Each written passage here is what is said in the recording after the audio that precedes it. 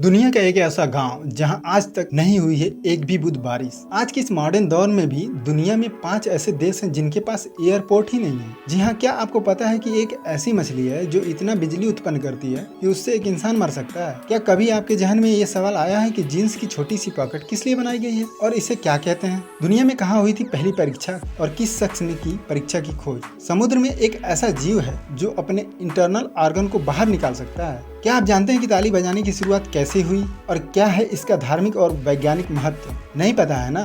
तो आइए फिर चलते हैं आगे और जानने की कोशिश करते हैं इन सारे सवालों के जवाब। Fact number 20। क्या आप जानते हैं कि दुनिया की सबसे लंबी रेलवे लाइन कौन सी और किस देश की है? आपको बता दूं कि दुनिया का सबसे लंबा रेलवे मार्ग ट्रांस साइबेरियन रेल मार्ग है, जो कि रूस की राजधानी मॉस्को से सुदूर पूर्वी शहर व्लादिवोस्तोक तक जाता है। यह दुनिया की सबसे लंबी रेल लाइन है। आपको बता दूं कि ट्रांस साइबेरियन रेलवे पर एक तरफ की यात्रा इतनी लंबी है कि इसमें 3901 पुल पार करने पड़ते हैं और वहीं एक तरफ यात्रा पूरी करने में 7 दिन लगते हैं। जी हाँ, और सबसे दिलचस्प बात यह है कि इस दौरान यात्री 8 अलग अलग समय क्षेत्रों से गुजरते हैं और इसके साथ रास्ते में बैकाल झील, साइबेरिया के जंगल और पहाड़ आते हैं। आपको बता दूं कि इस रेलवे को रूस के शाही जमाने में 1891 से 1916 के समय में बनाया गया। Fact number 19। दोस्तों, क्या आपको पता है कि पृथ्वी के अंदर कितना सोना है? देखिए, मैं आपको बता देता हूँ कि पृथ्वी के अंदर इतना सोना है कि वह पूरे पृथ्वी ग्रह को ढक सकता है। पता चला कि हमारे ग्रह पर, या वास्तव में कहें कि हमारे ग्रह के अंदर काफी सोना है। डिस्कवर मैगजीन की रिपोर्ट के अनुसार 99% कीमती धातु पृथ्वी के केंद्र में पाई जा सकती है। वास्तव में पृथ्वी के केंद्र में इतना सोना है कि पृथ्वी की पूरी सतह को 1.5 फीट थिक सोने से कोट किया जा सकता है। Fact number 18। जीन्स में एक छोटी सी पॉकेट होती है ना? लोग इसमें अलग अलग चीजें रखते हैं, लेकिन कभी आपने सोचा है कि जीन्स में यह छोटी सी पॉकेट क्यों होती है? दरअसल जीन्स की वह छोटी सी पॉकेट घड़ी रखने के लिए बनाई गई थी। जी हाँ, जीन्स का जो ओरिजिनल डिजाइन था उसमें केवल 4 जेबें थी, आगे की ओर 2 और पीछे की ओर 2। जीन्स की छोटी जेब को वॉच पॉकेट भी कहा जाता है और इसे घड़ी रखने के लिए बनाया गया था। जीन्स के आविष्कारक लेवी स्ट्रॉस ने साल 1873 में इस छोटी सी जेब को बनाने का फैसला किया था। अच्छा, अभी सभी लोग जीन्स बड़े चाव से पहनते हैं, लेकिन आपको बता दूं कि जीन्स को शुरुआत में मजदूर वर्ग के लोग ही पहना करते थे और खदानों में काम करने वाले मजदूरों के लिए ही इसका आविष्कार भी किया गया था। 19वीं सदी में घड़ियों में बेल्ट नहीं होता था और सिर्फ घड़ी का छोटा सा डायल होता था। मजदूर अगर घड़ी को अपने सामने वाली जेब में रखते तो घड़ी के नीचे गिरकर टूटने का खतरा रहता था। इसलिए उसे सुरक्षित रखने के लिए जीन्स में एक छोटी सी जेब बनाई गई। इसलिए जीन्स में बनी छोटी सी पॉकेट को वॉच पॉकेट भी कहा जाता है। आजकल इस पॉकेट का कोई खास इस्तेमाल नहीं होता, लेकिन फिर भी हर जीन्स में आज भी यह छोटी सी पॉकेट होती है। कुछ लोग सिक्के रखने के लिए इसका इस्तेमाल कर लेते हैं। Fact number 17।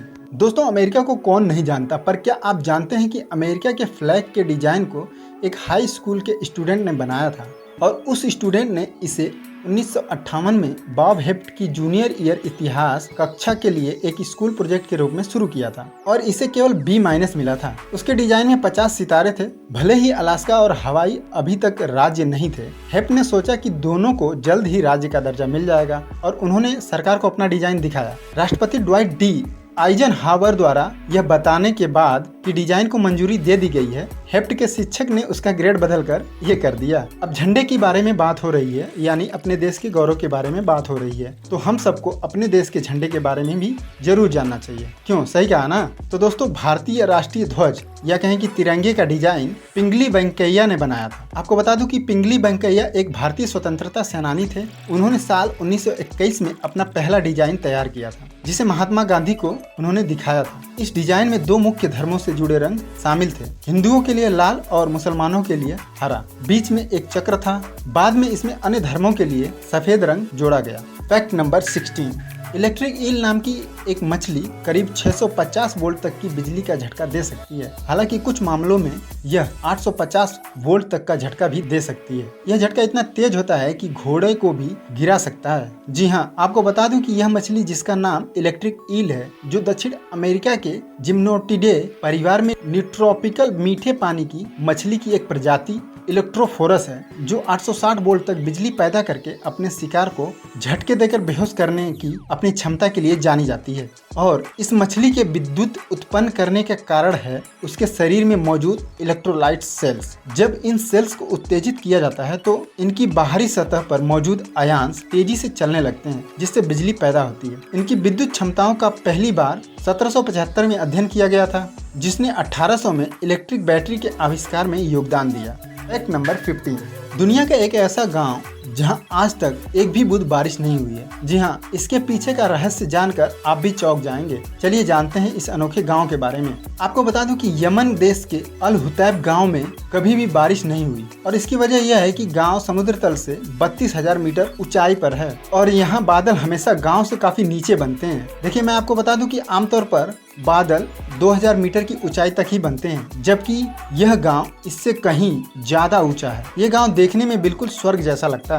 फैक्ट नंबर 14, आमतौर पर एक इंसान की मानक उम्र 100 साल मानी जाती है। हालांकि आजकल के जमाने में यह घटकर औसतन 70 साल रह गई है, लेकिन आज भी लोग इस धरती पर 150 साल तक जी रहे हैं। जी हाँ, सबसे कमाल की बात यह है कि उन्हें कोई भी गंभीर बीमारी नहीं सताती और न ही उन्हें बुढ़ापा परेशान करता है। जी हाँ, हम बात कर रहे हैं पाकिस्तान के हुंजा समुदाय की, जहां लोग 150 साल तक जिंदा रहते हैं। पाकिस्तान के हुंजा समुदाय की कहानी बेहद दिलचस्प है। आइए जानते हैं कि पाकिस्तान का यह हुंजा समुदाय क्या है। आपको बता दूं कि पाकिस्तान के काकोरम पहाड़ी क्षेत्र की हुंजा घाटी में रहने वाले लोगों को हुंजकुट्स या हुंजा कहा जाता है। कई जगह इनके लिए बुरोसो शब्द का इस्तेमाल भी किया गया है। इनकी आबादी तो ज्यादा नहीं है, लेकिन इन्हें दुनिया के सबसे लंबी उम्र वाले, सबसे स्वस्थ और सबसे खुशहाल समुदाय के रूप में जाना जाता है। दावा किया जाता है कि आज तक इस समुदाय के किसी भी शख्स को कैंसर नहीं हुआ। हुंजा वैली में रहने वाली लड़कियों और महिलाओं को दुनिया की सबसे खूबसूरत लड़कियों में शुमार किया जाता है। आपको बता दूं कि यहाँ की महिलाओं पर ढलती उम्र का असर भी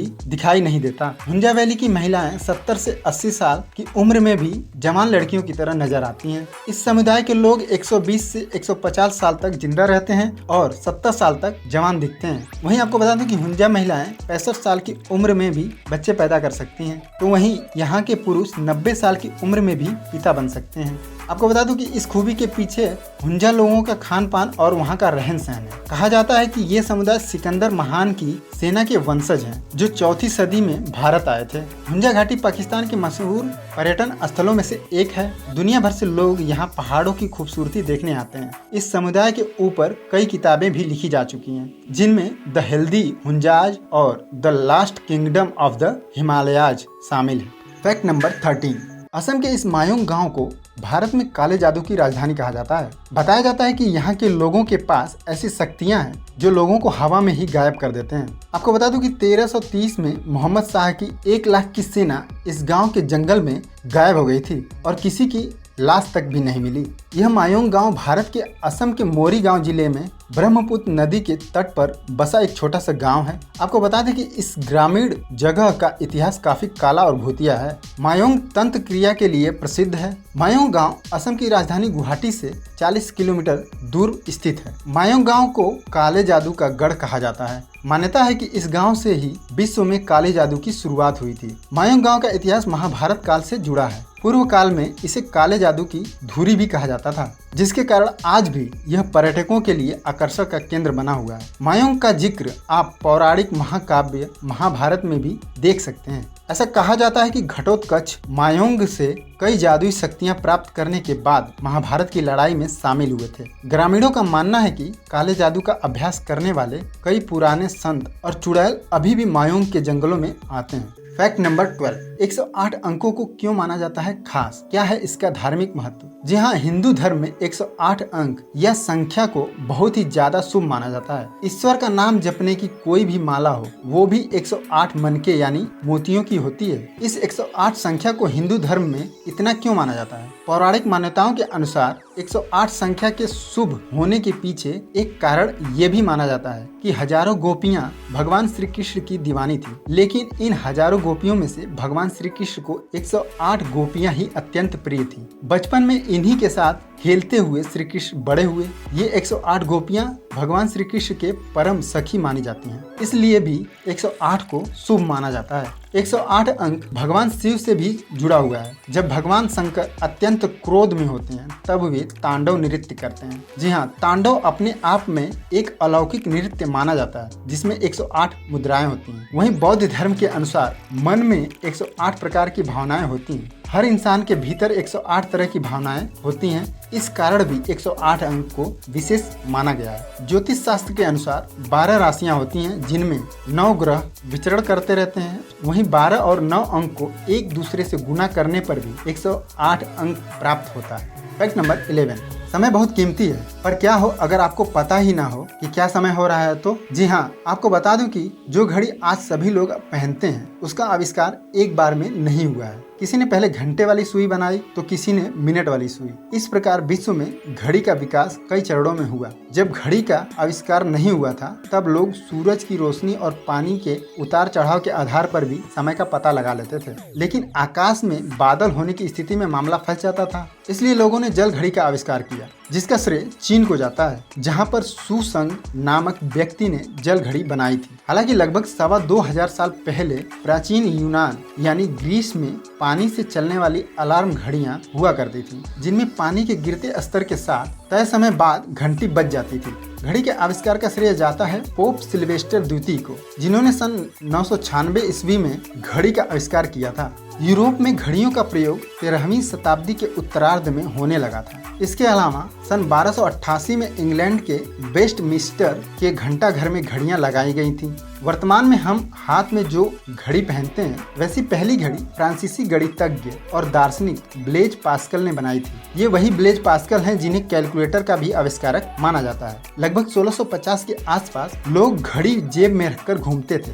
ब्लेज पास्कल ने एक रस्सी से इस घड़ी को हथेली में बांध लिया ताकि वो काम करते समय घड़ी देख सकें। फैक्ट नंबर 10, कैसे हुई थी ताली बजाने की शुरुआत? जी हाँ, हिंदू धर्म में कोई भी बात बिना वैज्ञानिक प्रमाणों के शायद ही होती होगी। ठीक इसी प्रकार भजन कीर्तन में ताली बजाने के पीछे भी वैज्ञानिक कारण है। वैज्ञानिकों का मानना है कि हमारी हथेलियों में कई एक्यूप्रेशर पॉइंट होते हैं और ताली बजाते समय हथेलियों के एक्यूप्रेशर पॉइंट्स पर दबाव पड़ता है। इससे हृदय, फेफड़े आदि से संबंधित रोगों में लाभ मिलता है। हिंदू धर्म में मंदिरों में पूजा, आरती, भजन और कीर्तन में ताली बजाने की परंपरा सदियों पुरानी है। भजन, कीर्तन या पूजा आरती कहीं भी हो, सभी लोग साथ मिलकर ताली बजाते हैं। ऐसा करने के पीछे मान्यता है कि ताली बजाकर प्रभु का नाम जपने से पापों का नाश होता है। ताली बजाना एक प्रकार का सहज योग भी माना जाता है। नियमित रूप से रोजाना ताली बजाने से कई प्रकार के रोगों से मुक्ति मिलती है। साथ ही शरीर में सकारात्मक ऊर्जा का प्रवाह भी बढ़ता है। आपको बता दूं कि ताली बजाना एक व्यायाम की तरह होता है। इससे ब्लड प्रेशर भी सही रहता है और शरीर में ब्लड सर्कुलेशन स्मूथली होता है और साथ ही शरीर के ब्लड का शुद्धिकरण भी होता है। इसलिए वैज्ञानिक मानते हैं कि स्वस्थ रहने के लिए प्रतिदिन ताली बजाना बहुत ही बेनिफिशियल होता है। फैक्ट नंबर 9, कई बार पढ़ाई से परेशान बच्चे सोचते होंगे कि आखिर वो कौन शख्स है जिसने परीक्षा जैसी चीज को बनाया। तो चलिए हम आपको बताते हैं कि वह व्यक्ति कौन था। आपको बता दूं कि जिसने दुनिया को परीक्षा का कॉन्सेप्ट बताया उस शख्स का नाम है हेनरी फीसेल। जी हाँ, हेनरी फीसेल एक अमेरिकी बिजनेसमैन थे और उन्होंने ही सबसे पहले छात्रों की सामान्य ज्ञान की जानकारी को जांचने के लिए टेस्ट की शुरुआत की। हालांकि परीक्षा के कॉन्सेप्ट को अपनाने वाला और उसे बड़े स्तर पर इंट्रोड्यूस करने वाला पहला देश चीन था। जी हाँ, चीन ने ही द इंपीरियल एग्जामिनेशन नाम की दुनिया की पहली परीक्षा आयोजित की थी। चीन के इंपीरियल एग्जामिनेशन के जरिए सरकारी ऑफिसर के तौर पर काम करने के लिए योग्य उम्मीदवारों का चयन होता था। इसके बाद इंग्लैंड ने भी साल 1806 में सिविल सर्विस परीक्षाओं की शुरुआत कर दी। 19वीं सदी के आखिर तक ऑक्सफोर्ड एवं कैम्ब्रिज जैसे विश्वविद्यालयों में परीक्षा को एक स्टैंडर्ड प्रक्रिया मान लिया गया। चूंकि भारत में ईस्ट इंडिया कंपनी आई तो उसने ही 1853 में सिविल सर्वेंट्स को नियुक्त करने के लिए परीक्षाओं की शुरुआत की गई। लंदन में ये परीक्षा होती थी जिसमें शारीरिक और मानसिक मापदंडों पर उम्मीदवारों को खरा उतरना होता था। बाद में ब्रिटिश सरकार ने परीक्षाओं को सही तरीके से कराने के लिए लोक सेवा आयोग का गठन किया गया। फैक्ट नंबर 8, क्या आपको पता है कि प्राचीन मिस्र के लोग दांत दर्द से राहत पाने के लिए मरे हुए चूहों का इस्तेमाल करते थे?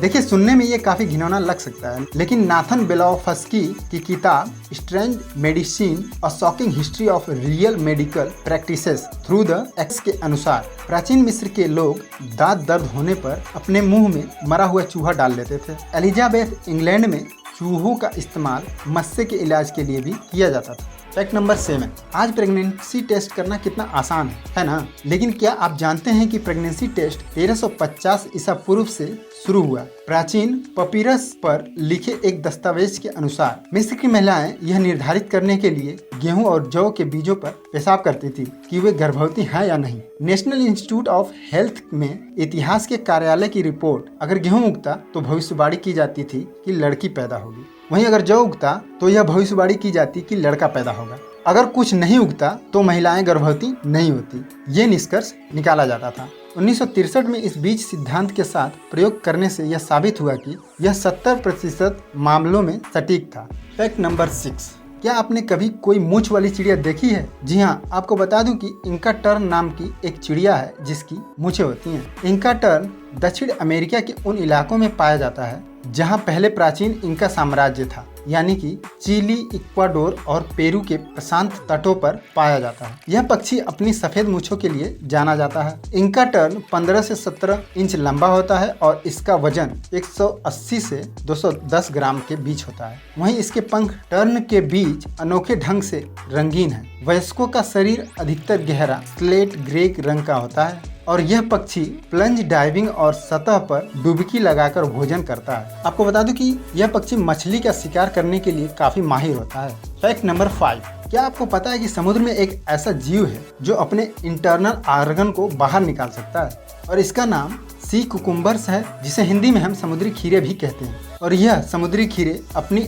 आंत से लड़ते हैं। जब उन्हें कोई खतरा महसूस होता है तो उसके शरीर की दीवार नरम हो जाती है और उसकी मांसपेशियां सिकुड़ जाती हैं और वह अपने पिछवाड़े के माध्यम से कुछ इंटरनल ऑर्गन को बाहर निकाल देता है जो शिकारियों के लिए जहरीले होते हैं। वे कभी कभी अपने पूरे पाचन तंत्र से छुटकारा पा लेते हैं, लेकिन कमाल की बात यह है कि उनके ये अंग फिर से उग आते हैं। फैक्ट नंबर 4, इलिनॉइस में बाइक पर फैंसी राइडिंग करना गैर कानूनी है। आपको बता दूं कि इलिनॉइस अमेरिका का एक राज्य है जहां बिना हाथों के बाइक चलाना या सड़क पर चलते समय पैडल से पैर हटाना शामिल है। अमेरिका के अन्य सबसे बेवकूफाना कानूनों में से ये भी एक कानून है। 1980 के दशक की शुरुआत में इलिनॉइस के विधायकों ने बिना हाथों के बाइक चलाने पर प्रतिबंध लगा दिया था और इस अपराध के लिए जुर्माना $1000 तक हो सकता था। फैक्ट नंबर 3, आज के इस मॉडर्न दौर में भी दुनिया में 5 ऐसे देश हैं जिनके पास एयरपोर्ट ही नहीं है। ये सुनकर आपको भी झटका लगा ना, पर यह सच है।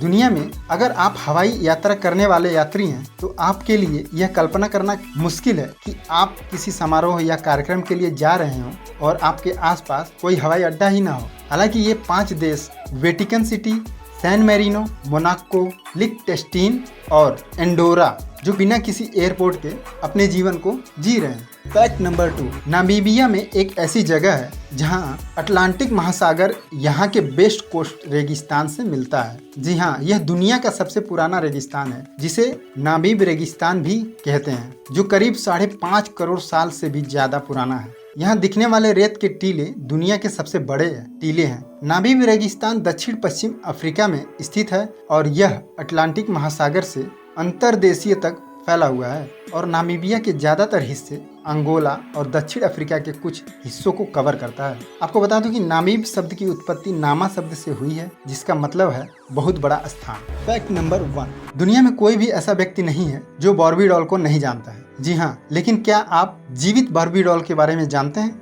जी हाँ, दुनिया भर में बार्बी डॉल के नाम से मशहूर यूक्रेन की वेलेरिया ल्यूकनोवा बिल्कुल बार्बी डॉल जैसी दिखती हैं। उन्हें देखकर लोग धोखा खा जाते हैं। पहली बार देखकर उन्हें पहचान पाना बहुत मुश्किल है। दरअसल उनकी शक्ल बार्बी से इतनी मिलती है कि लोगों ने उन्हें जीवित बार्बी कहना शुरू कर दिया था। उन्होंने बार्बी जैसा दिखने के लिए ब्रेस्ट इम्प्लांट भी करवाए थे और उनका कहना था कि उनका शरीर और उनकी आंखें हमेशा से ही बार्बी डॉल जैसे थे।